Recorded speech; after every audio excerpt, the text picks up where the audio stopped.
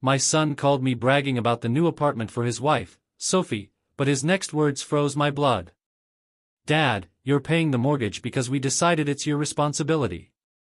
I refused, thinking it was a joke, but a $600,000 lawsuit proved to me that it was real. Everything changed when the judge reviewed all the evidence. No one expected that. Before we continue, please subscribe to the channel and let us know where you are listening in the comments. The phone buzzed on the kitchen counter, its vibration rattling against a chipped mug of coffee gone cold. I glanced at the screen. Liam, my son, always calling at odd hours. I wiped my hands on a dish towel, the rough fabric catching on my callous fingers, and answered. His voice burst through, bright and boasting, like he was selling me something. Dad, you won't believe it. We got the penthouse downtown Boston, floor-to-ceiling windows, the work. Sophie's over the moon. I smiled, leaning against the counter. The image of Liam in a sleek apartment warmed me, despite the January chill seeping through the window. My house, a modest split level in the suburbs, creaked under the weight of a fresh snow. That's great, son, really proud of you too. Yeah, it's a game share. You got to see it. He paused, his tone shifting like he was testing the waters. We're thinking of swinging by soon, to celebrate. You'll do something special for us. Right, you always come through. The words hung there heavier than they should have been. I frowned, my grip tightening on the phone. Something special like what, Liam? He laughed, quick and sharp. Oh, you'll figure it out, you always do. Anyway, got to run. Sophie's calling me. See you soon, Dad. The line went dead. I stood there staring at the phone, my thumb hovering over the screen. The kitchen felt smaller. The faded wallpaper and scuffed linoleum closing in. Liam's voice echoed in my head, that edge of expectation I hadn't heard before, or maybe I had, and ignored it. I set the phone down too hard. A photo frame on the shelf wobbled and fell, the glass cracking over a picture of Liam at 10, gap-toothed and grinning on my shoulders. My chest tightened. I walked to the living room, the floorboards groaning under my steps. The old couch sagged as I sank into it, my eyes drifting to the snow piling up outside. I'd spent years making sure Liam had everything: college tuition, his first car, even the deposit for his wedding. Each sacrifice felt like a brick in a wall I thought would hold us together.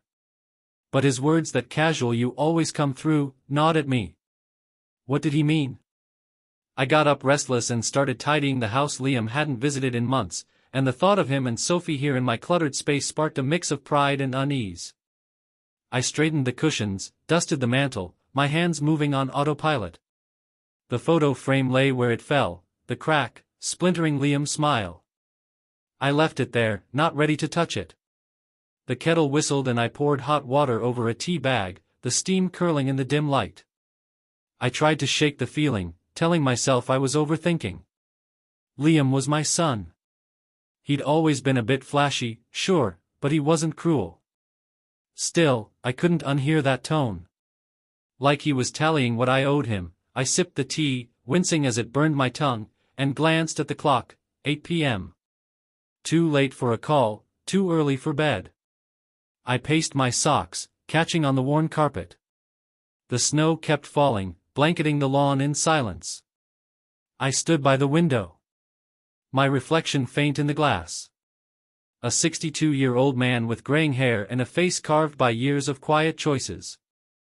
I thought of Liam's penthouse, all glass and glamour, and wondered how he'd afforded it. His job as a marketing consultant paid well, but not that well. A flicker of doubt crossed my mind, but I pushed it away. He was my son.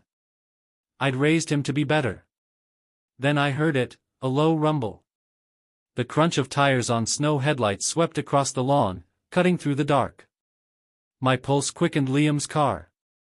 I set the mug down, the tea sloshing over the rim, and moved toward the door. Something was off, a prickle at the back of my neck, but I didn't know how bad it would get. The front door swung open, letting in a gust of icy air and the sound of Liam's laugh. He stepped inside, his coat dusted with snow. Sophie trailing behind like she was walking a runway. Her heels clicked on the hardwood. Sharp and deliberate, I forced a smile, my hands still damp from wiping down the counter. Liam, Sophie, good to see you. I gestured to the living room. Come and sit, tea, coffee. Sophie's lips curved, not quite a smile. No thanks, Rob, we won't be long. She smoothed her coat, her nails catching the light. Perfect blood red. Liam clapped me on the shoulder too hard and dropped onto the couch like he owned it. Place hasn't changed, Dad, same old couch. He grinned, but his eyes darted around taking stock. I caught the edge in his voice, like he was sizing up my life and finding it lacking. I sat across from them. The coffee table between us. Its scratched surface, holding a tray of untouched cookies. So, tell me about this penthouse, sounds like a big step. Liam leaned back, arms spread wide. Huge marble counters, skyline views. Sophie's already planning the housewarming. He glanced at her and she nodded, her expression cool, like she was waiting for her cue. It's stunning, she said, her voice smooth as glass. The kind of place you raise a family in, right, Liam? I nodded, my pride for them. Wearing with that nagging unease from Liam's call must have cost a fortune. You two doing all right with that? Liam's grin faltered just for a second. Then Sophie leaned forward, her purse sliding to the floor. With a soft thud she reached inside and pulled out a glossy folder, the bank's logo gleaming on the cover. My stomach twisted as she set it on the table, her fingers lingering like she was presenting a gift. Rob, she said. Her tone clipped. We wanted to talk about the mortgage. I blinked, my hands resting on my knees. The mortgage. Liam jumped in, his voice louder now. Yeah, Dad, it's a lot, sure, but you've always had our backs. College, the wedding. You never let us down. He leaned forward, elbows on his knees, like he was closing a deal. We figured you'd handle this too. My mouth went dry. I looked from Liam to Sophie. Her eyes locked on mine, unblinking. Handle it, you mean, pay it? Sophie's smile tightened. It's your responsibility, Rob. You've always been our support. We assumed you'd be happy to help. The room felt too small, the air too thick.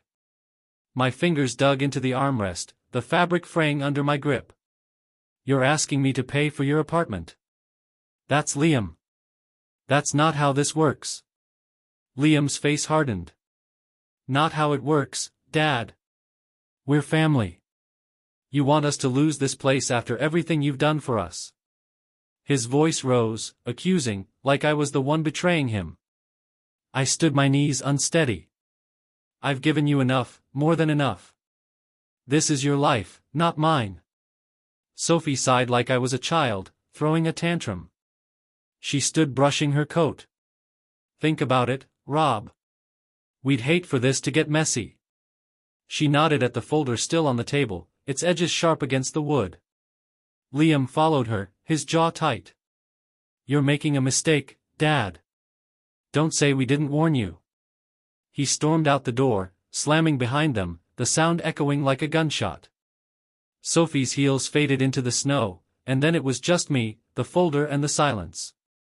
I sank back into the chair, my heart pounding. The folder stared up at me, a challenge I hadn't seen coming. My hands shook as I reached for it, but I stopped short, afraid of what it held. Liam's words, "You've always had our backs," twisted in my head, mocking me. I'd raised him, loved him, given him everything, and this was how he repaid me. The room was dark. Now the snow outside glowing under a street light. I sat there staring at the folder, my shock burning into something else, something hard and unyielding. They thought I'd roll over, hand them my life savings, like I always had. They were wrong. The folder lay open on the table. Its pages fanned out like a taunt. I hadn't touched it since Liam and Sophie left, but its presence filled the room heavy as the snow piling up outside. My hands rested on my thighs, fingers twitching, itching to tear the papers apart. Instead, I sat frozen, the silence of the house pressing against my ears. I thought of Liam at 18, his eyes bright, as I handed him the keys to his first car. I'd worked overtime for months to afford it, my back aching from long shifts at the engineering firm. He'd hugged me, promised he'd make me proud. Now those promises felt like lies, each one a cut deeper than the last. I stood my chair scraping the floor and paced the living room, my socks catching on the rug's frayed edge. The folder wasn't just paper, it was a betrayal. Calculated and cold. Sophie's voice echoed in my head. That polished venom. It's your responsibility, Rob. And Liam, my own son backing her up like I was nothing but a bank account.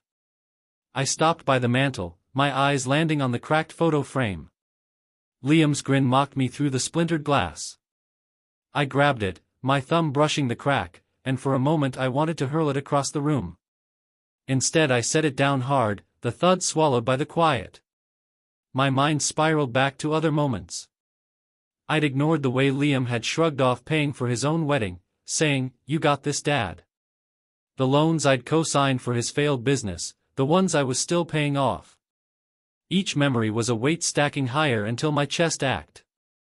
Had I been blind or just too desperate to believe he'd change, I crossed to the window. The snow now a thick blanket over the lawn. My reflection stared back. A tired man who'd given too much. I thought of my own father, his stern voice warning me to stand up for myself. "Don't let anyone walk over you, Rob," he'd said. I'd nodded but never listened. Not when it came to Liam. I'd wanted to be the father. I never had the one who gave everything. And now here I was staring at a folder that demanded the rest. My hand drifted to the folder, flipping it open. Numbers blurred together, $6 million monthly payments. My name scrolled in a box labeled cosigner. My breath caught. They hadn't just asked, they'd planned this forged, my name assumed I'd cave. The audacity of it lit something inside me, a spark of anger that burned hotter with every second I slammed the folder shut, the sound sharp. In the stillness, I sank onto the couch, my head in my hands. I'd always thought love meant sacrifice, but this wasn't love, it was theft. Liam and Sophie had taken my trust and twisted it into a weapon, but I wasn't the pushover. They thought not anymore. The room felt colder. Now the radiators hum, barely cutting through the chill. I stood again restless and grabbed my phone from the counter. Its screen was dark, but as I touched it, it lit up with a notification, a social media post from Sophie. My thumb hovered then pressed. Her words appeared bright and cruel and my blood ran cold. Everything I thought I knew about their betrayal shifted and I realized this was only the beginning. The phone screen glowed in the dark. Sophie's post searing into my eyes like a brand. "Some people forget family when money's involved." She wrote a winking emoji punctuating the jab below Liam's comment. "Guess Dad's too selfish to help us build a future." The words twisted in my gut, each one a betrayal sharper than the last. I scrolled my thumb, trembling as likes and comments piled up, strangers, neighbors, even old colleagues, piling on ungrateful old man. One said, "What kind of father does that?" Another sneered. My face burned, the shame hot and suffocating. I dropped the phone onto the couch, its thud swallowed by the quiet of my living room. The folder from Liam and Sophie still sat on the table, its glossy edges catching the lamplight. I paced my socks, scuffing the worn rug, my mind racing. They hadn't just demanded my money, they'd turned my life into a spectacle, painting me as the villain. To their glittering story, I thought of the years I'd spent building a reputation, steady, reliable, Rob, the guy who'd fix your car or cover your shift. Now it was crumbling, one post at a time. The room felt too small, the air too thick. I grabbed my coat, needing to move to breathe, but a sharp knock at the door stopped me. I froze, my hand on the doorknob. Another knock insistent, I opened it to find Ellen, my neighbor. Her gray hair tucked under a wool cap, a plate of cookies in her hands. Her eyes sharp behind her glasses, told me she wasn't here for pleasantries, Rob. "I saw that nonsense online," she said, stepping inside without waiting for an invite. Her voice was low, crackling with indignation. "Those two parading their lies for the world to see. It's disgusting." I shut the door. The cold air lingering in the hall. You saw it, huh? I muttered, setting the cookies on the counter. The smell of sugar and vanilla clashed with the bitterness in my chest. Everyone's seen it. Ellen's glasses slipped down her nose as she leaned forward. Sophie's got half of Boston eating out of her hand. But I know better. Liam's no saint either. I've heard things. Debts, shady deals. They're not as perfect as they pretend. I raised an eyebrow, my pulse quickening. What kind of things? She waved a hand, her rings glinting. Enough to know they're in over their heads. I can't stand by and watch them drag you through the mud. Rob, you've been good to this neighborhood, to Liam, to everyone. Let me help. Her words cut through the fog in my head, a lifeline I hadn't expected. I sank into a chair, the wood creaking under me. I don't even know where to start, Ellen. They've got everyone fooled, not everyone. She sat across from me, her eyes steady. You're not alone in this. I've got a friend, sharp as a tack, knows how to dig into financials. We'll figure out what they're hiding. I nodded, the weight in my chest shifting, not gone, but lighter. Ellen's fire. Her refusal to let this slide sparked something in me. I wasn't just a target anymore. I picked up my phone, the screen still glowing with Sophie's post. My thumb hovered over the app, but instead of scrolling, I opened my messages. A thread with Liam caught my eye. Buried months back. I clicked it, my breath catching as I read his words from last year. Casual and careless. Just sign the papers, Dad, it's for the business, no big deal. The room seemed to tilt. Those papers. Had they been the start of this, my fingers tightened around the phone, the plastic creaking. Ellen was still talking, her voice a steady hum. But I barely heard her that message, those words. They were a crack in Liam's armor, a clue I hadn't seen before. Maybe, just maybe, I'd found a way to fight back. The kitchen smelled of chamomile tea, the steam curling from Ellen's cracked mug. As she leaned over my table, her eyes scanning Liam's old message on my phone. Just sign the papers, Dad. It read the words as smug now as they'd been a year ago. I pushed the phone toward her, my chair scraping the linoleum, the folder from Liam, and Sophie still sat in the living room, but it wasn't the one I needed now. This was before the wedding. I said, my voice low. He said it was for his business, some marketing deal. I signed without reading, stupid, I know. Ellen's lips pursed her glasses, catching the light. Not stupid, Rob, trusting. But they used that trust like a weapon. She sipped her tea, then set the mug down with a clink. I've heard rumors about Liam's finances, fancy dinners, new cars, but no money to back it up. Sophie's no better posting about her perfect life. While dodging questions about her job, I leaned back, my hands clasped tight to keep them still. The kitchen felt smaller, the walls crowding in with memories of Liam's promises. I'd co-signed loans, paid off his debts, always believing he'd grow into the man I raised him to be.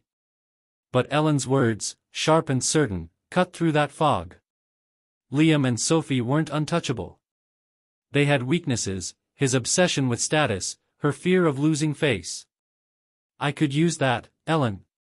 You said your friend could dig into their finances. I asked, my voice steadier. Now she nodded, a glint in her eye. Tom's retired, but he's a bloodhound with numbers used to catch corporate fraud for a living. I'll call him tomorrow, get him on this. She tapped the table, her rings clicking. But you need to think, Rob, what's your endgame? You can't just sit back and take this. I stood restless and crossed to the sink, staring at the snow-crusted window. My reflection stared back. Older, harder. They thought I'd break. I said half to myself. They thought I'd hand over everything, because I always have, but I'm done being their safety net. Ellen's chair creaked as she stood, her hand brushing my arm. That's the Rob I know, the one who rebuilt my porch after that storm. No questions asked. You're tougher than they think. Her words settled in me. Solid as stone. I turned, meeting her gaze. I'll start by figuring out what those papers were. If Liam lied about the business, there's more. He's hiding. And Sophie, she's all image. One crack in that facade and she'll crumble. Ellen grinned, a spark of mischief in her eyes.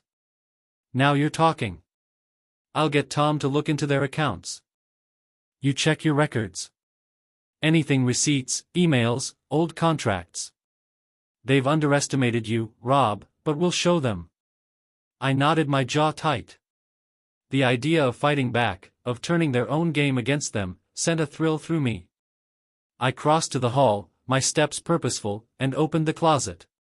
Inside, buried under coats and boxes, was an old dresser I hadn't touched in years. I yanked open the bottom drawer, the wood screeching, and found it a dusty folder stuffed with papers from Liam's business days.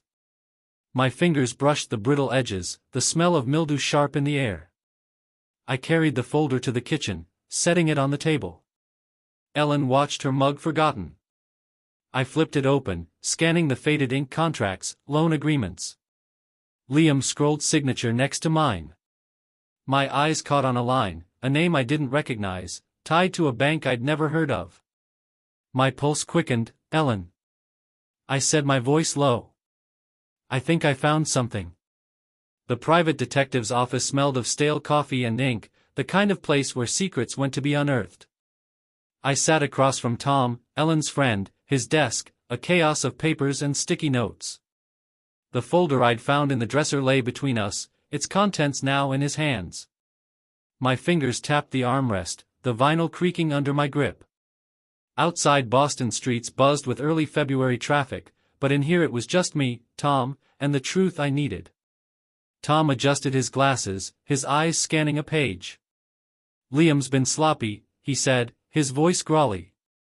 These business papers, half of them are tied to shell companies, the other half to loans he never repaid. And Sophie, she's been padding her resume with fake references, got her that cushy PR job with lies. I leaned forward, my pulse racing. Can you prove it?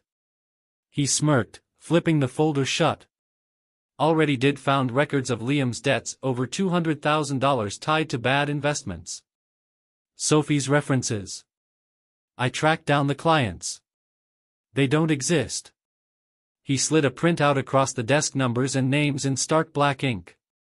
You've got leverage, Rob. Question is, what do you do with it? I took the printout, my hands steady, despite the fire in my chest. Liam and Sophie had built their lives on sand, and I was about to kick it out from under them. I want to expose them, I said, my voice low. But not, as me, not yet, Tom nodded, leaning back. Smart, hit them where it hurts their reputation. I can get you an encrypted email account, untraceable. Send a tip to their circle. Let the gossip do the rest. I left his office with the printout tucked in my coat, the city's cold biting my face. Back home, I fired up my old laptop, its fan whirring like a warning. The living room was dark, the folder from Liam and Sophie still on the table. A reminder of their betrayal. I opened a new email, my fingers hovering over the keys. Tom had set up the account, anonymous, clean. I typed each word, sharp and deliberate. Liam and Sophie aren't who you think. Ask about his debts. Check her references. I signed it. A friend, my lips curling at the irony. The cursor blinked over the send button. I thought of Sophie's smug post, Liam's accusing comment, the way they turned my life into a punching bag. This email wouldn't destroy them, but it would plant a seed, a crack in their perfect facade. My finger pressed down the screen, flashing as the message vanished into the ether. A rush hit me, not joy, but something closer to power. For the first time I was fighting back. I leaned back, the laptop's glow casting shadows on the wall. The house was quiet, the snow outside muffling the world. I imagined Liam and Sophie opening that email. Their faces paling as their lies unraveled. They'd underestimated me, thought I'd crumble under their demands. They were wrong. My phone buzzed on the table, shattering the silence. I grabbed it, my heart skipping as Tom's name flashed on the screen. I answered his voice, cutting through the line. Rob, I dug deeper into those shell companies, found something bigger, way bigger. You sitting down? I gripped the phone, my eyes on the laptop, its screen still open to the sent email. His words froze me. A new door opening in a fight, I thought I understood.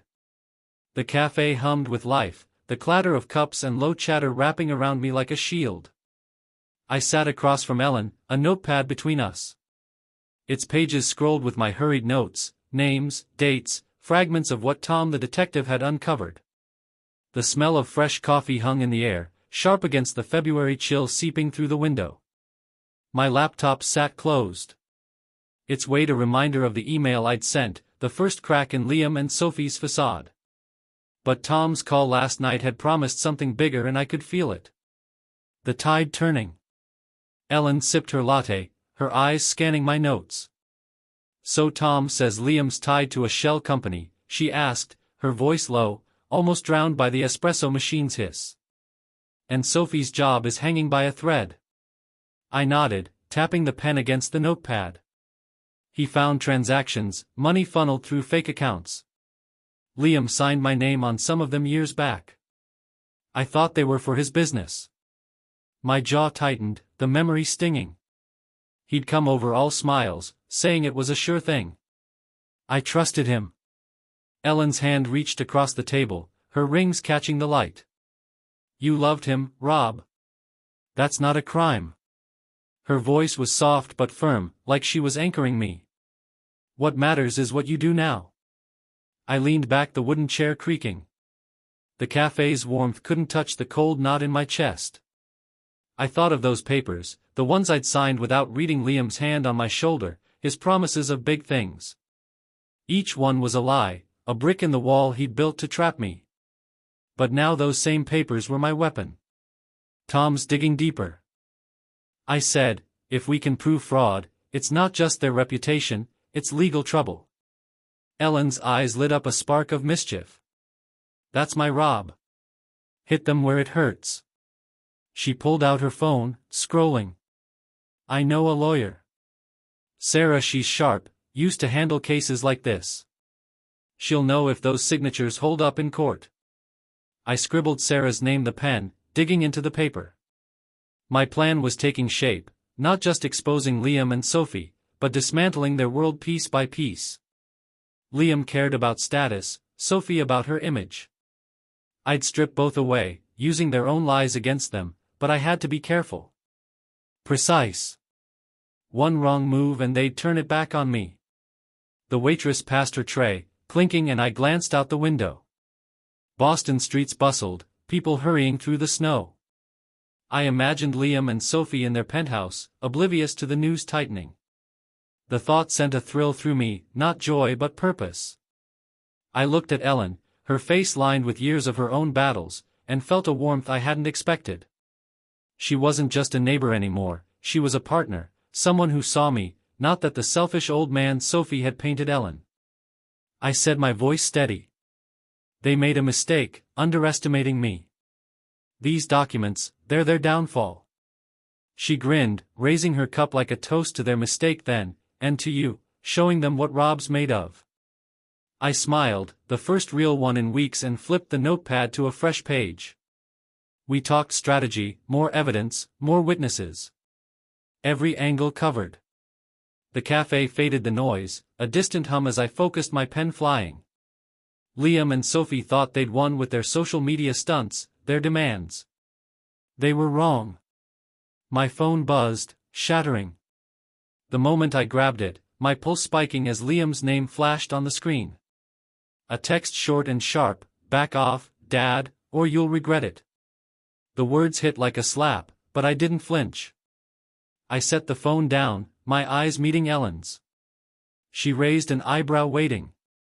My heart raced, not with fear but with clarity. He knew I was fighting back. Good.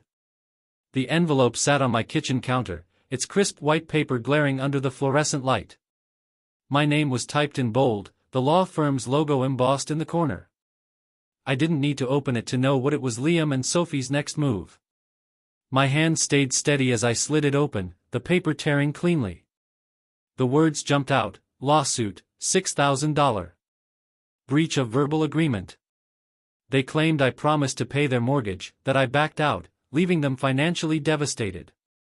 The audacity of it burned, but I didn't crumble, not this time. I grabbed my keys and drove to Ellen's, the snow crunching under my tires. Her house glowed.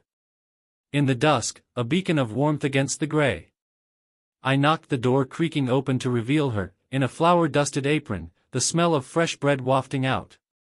"Rob, you look like you've seen a ghost," she said, ushering me in. "Not a ghost," I said, handing her the letter. "A lawsuit." She scanned it, her glasses slipping down her nose. 600,000. They're out of their minds. Her voice rose sharp with outrage as she tossed the letter onto her kitchen table. The old radio hummed in the background, a soft jazz tune clashing with her fury. "They think they can bully you into this." I sank into a chair, the wood warm from the oven's heat. "They think I'll fold like always." My voice was calm, but my mind raced. The lawsuit was a desperate play proof. They felt my email's ripples. I thought of the old letters I'd kept tucked in a shoe box in my closet. Liam's promises, his signatures, his lies. "I've got something they don't expect," I said, leaning forward. "Letters from Liam begging for money, promising to pay me back. They contradict this verbal agreement nonsense." Ellen's eyes widened, a grin spreading. "You kept them, Rob, you're a genius." She crossed to the counter, grabbing her phone. "Sarah needs to see this. She'll tear their case apart," I nodded, my fingers tapping the table. The lawsuit was a blow, but it was also an opening. Liam and Sophie were cocky, thinking their money and charm would win. But I'd learned their game. Every move calculated, every word a trap. I wouldn't just defend myself. I turned their attack into their undoing. Ellen paced her slippers, scuffing the floor. "Sophie's been posting again," she said, her voice dripping with disdain, all smiles crowing about justice. "She's got no idea what's coming. Let her post." I said, my jaw tight. Every lie they tell makes the fall harder. I stood restless and crossed to the window. Her yard was blanketed in snow, the street lights casting long shadows. I thought of my house, the folder, the cracked photo of Liam. Each piece of my past was now a weapon, and I'd use them all. Ellen hung up with Sarah, her face triumphant. "She's free tomorrow. Bring those letters, Rob. This lawsuit's their last mistake." I nodded, the weight of the letter lifting, replaced by a fire I hadn't felt in years. I left her house, the cold biting my face. As I climbed into my car, the engine rumbled and I pulled onto the street, my mind sharp. Then I saw her, Sophie, strolling down the sidewalk. Her coat pristine, her smile smug as she glanced at her phone.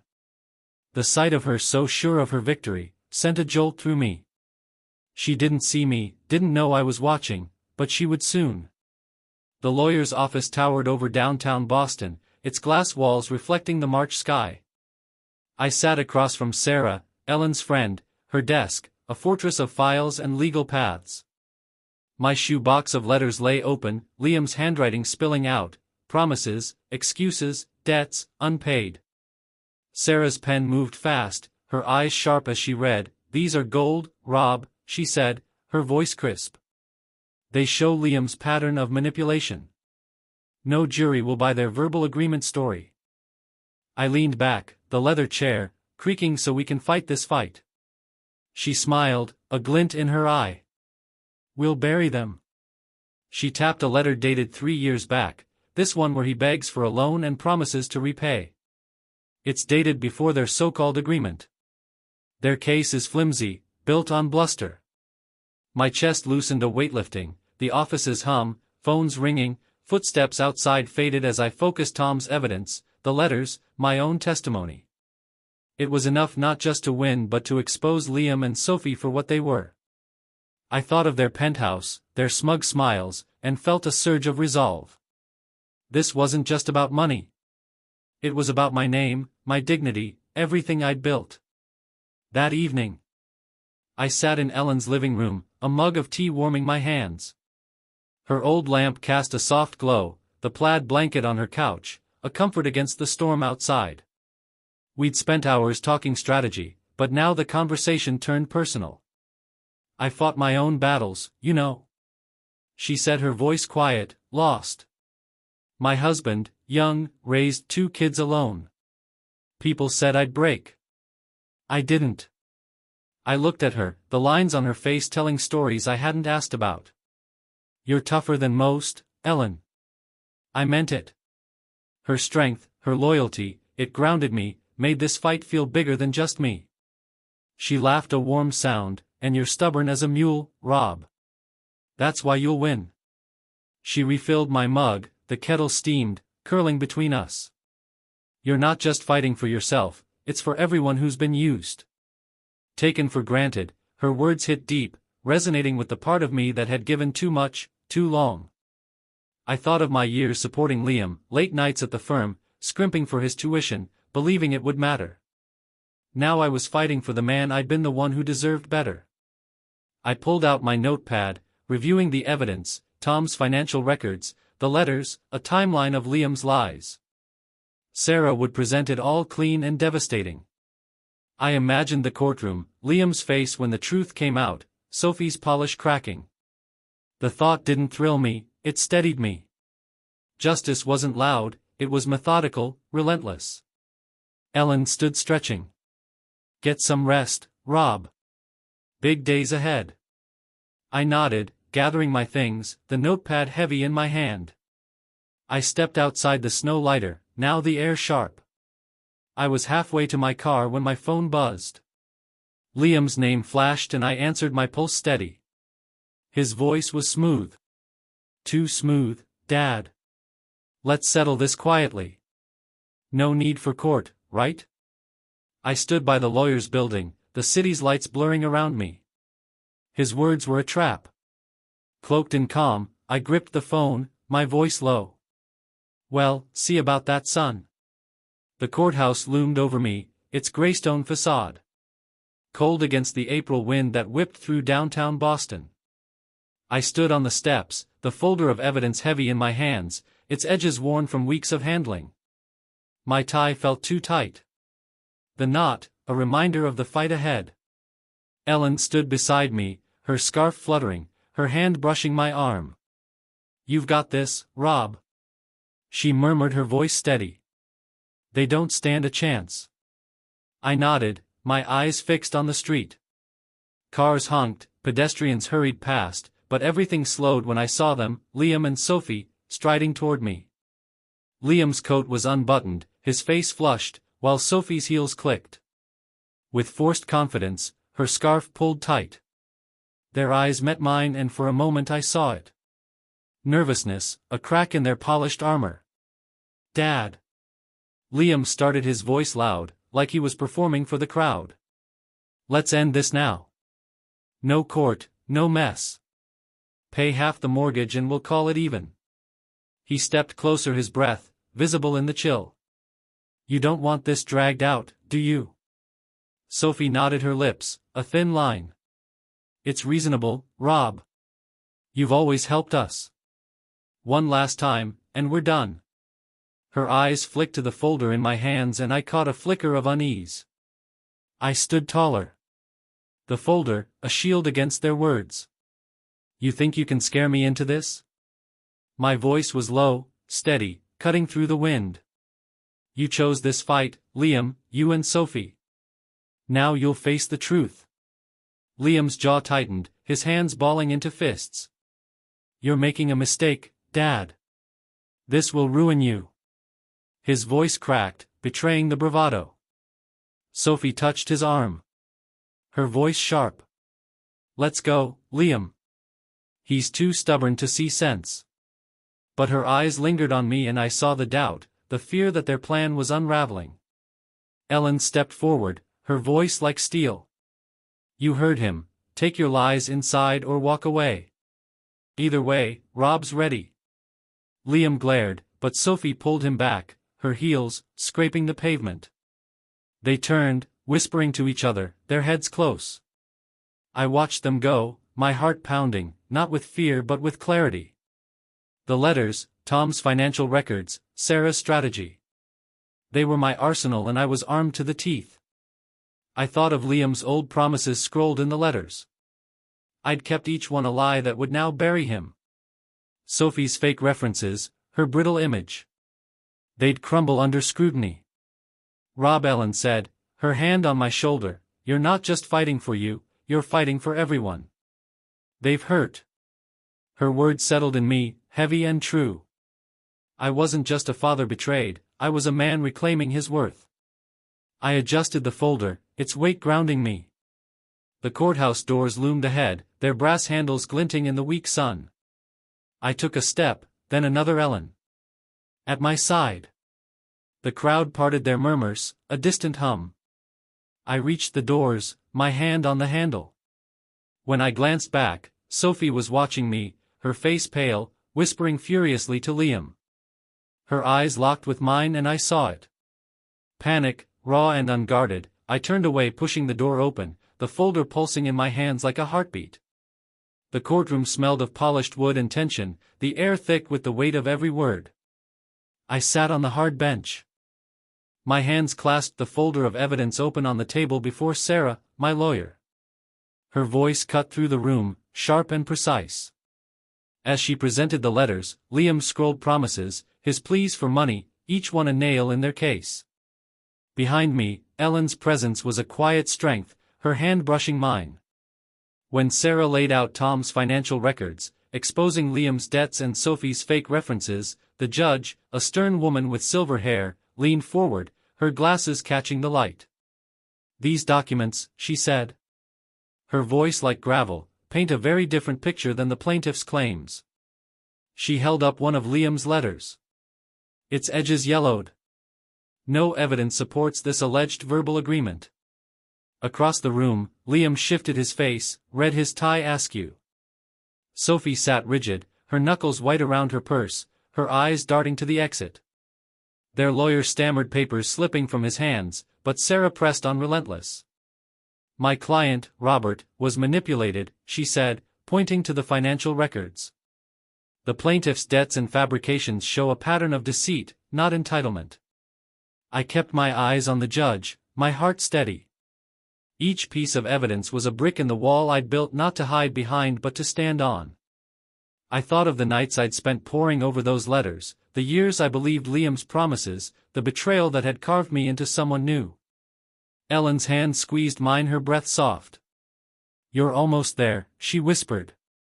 The judge's gavel cracked, silencing the room. I've heard enough, she said. The plaintiff's claim is baseless.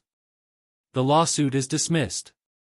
Her words hit like a wave, washing away the weight of months. The room buzzed, whispers rising, but I sat still. The folder before me. A silent victory. Justice wasn't loud. It was this, the quiet truth laid bare. Sarah turned, her smile tight but triumphant. We did it, Rob. I nodded, my throat tight, not with tears, but with something deeper, relief, vindication. Ellen hugged me, her scarf brushing my cheek. I knew you'd win, she said, her voice warm. You showed them. I glanced at Liam and Sophie. Liam's head was bowed, his hands gripping the table, while Sophie stared at the floor, her purse forgotten in her lap. Their lawyer muttered something, but they didn't respond. I should have felt joy, but it was heavier, like closing a book I'd never wanted to read. They'd lost not just the case but the mask they'd worn for years. The judge rose, the room emptying, but I lingered, gathering the folder. Its pages were my shield, my sword, my proof. I stood Ellen at my side and headed for the exit. The hallway was crowded, the air cooler, but I stopped short. Liam stood by the door, his silhouette sharp against the light. He turned, his eyes, meeting mine, heavy with something I couldn't name. Sophie was beside him, whispering, her face tight. I gripped the folder, my steps slow, knowing this wasn't over yet. The courthouse steps were cold under the fading light, the Boston skyline sharp against the dusk. I stood with Ellen, the folder tucked under my arm, its weight now a comfort, a relic of a battle won. The crowd had thinned, but Liam and Sophie lingered nearby, their figures small against the stone. They approached hesitant, like children caught in a lie. Liam's hat was crumpled in his hands. Sophie's purse clutched tight. Her eyes fixed on the ground. "Dad," Liam started, his voice low, trembling. We were wrong. I'm sorry, we got carried away, thought you'da." He faltered, glancing at Sophie, who nodded, her lips tight. "It was a mistake, Rob," she said, her voice stripped of its usual polish. "We didn't mean for it to go this far. Can we just move past this?" Her eyes flicked up, pleading, but they lacked the fire I'd once feared. I looked at them, my son and his wife. Their faces pale, their world cracked open. The courtroom had stripped them bare. Liam's debts, Sophie's lies. Their greed laid out for all to see. Friends had turned away, their social media silent. Their penthouse, a hollow trophy. I should have felt pity, but I didn't. They'd chosen this every step. "You lost more than a lawsuit," I said, my voice steady, cutting through the evening chill. "You lost me, you built this mess, and you'll live with it." I stepped closer, the folder firm in my grip. "Don't come to me for forgiveness, you don't get to rewrite this story." Liam's shoulders slumped, his hat slipping from his hands. Sophie's eyes dropped, her purse, a shield she couldn't hide behind. They turned their steps uneven and disappeared into the crowd. I watched them go, the weight of years lifting, not with joy but with finality. I'd given them everything once. Now I was free. Ellen touched my arm, her smile soft. "You were stronger than they ever knew," she said, her scarf catching the breeze. "Come on, let's celebrate." We drove to her house. The city lights blurring past her living room welcomed me, its old couch sagging, the smell of coffee rich in the air. We sat, mugs in hand, planning a trip, maybe the coast, maybe farther. A new adventure for two people who'd fought and won. Ellen laughed. Her stories of past travels mixing with mine, our voices weaving a future I hadn't dared imagine. "You know," she said, setting her mug down, "this wind. It's not just yours, it's for everyone who's been taken for granted, who's had to fight to be seen." Her eyes sparkled, and I saw her not just as a friend but as a partner in this new chapter. I nodded, my chest, warm to new beginnings.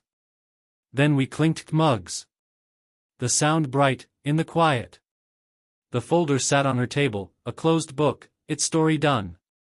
I thought of the years I'd given Liam, the sacrifices that had shaped me, and now this justice, not just for me but for the man I'd become. Later, I stepped onto Ellen's porch. The night crisp, the sky, a canvas of stars. I sat on the steps, my coat loose, and looked up. Each star was a possibility, a road I hadn't walked yet. For the first time in years, I felt at peace, sharp and clear, like the air in my lungs. The future was mine and it was bright. If you like this story, please like this video, subscribe to the channel and share your impressions of this story in the comments. To listen to the next story, click on the box on the left. Thank you for watching.